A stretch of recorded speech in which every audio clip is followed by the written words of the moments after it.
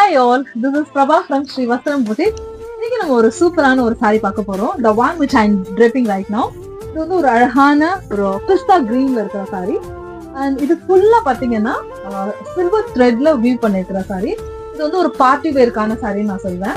Contrast blouse போட்டிருக்கேன். ஆக்சுவலா இதுக்கான ப்ளவுஸ் வந்து இதே சேமா இருக்கிற இதே பேஸ்டல் கிரீன்ல வர saree தான். பட் நான் இன்னைக்கு ட்ரே பண்ணிருக்கிறது இன்னும் கொஞ்சம் நம்மளோட saree என்ஹான்ஸ் பண்ணி காமிக்கணும்ன்றதுக்காக I wore this blouse.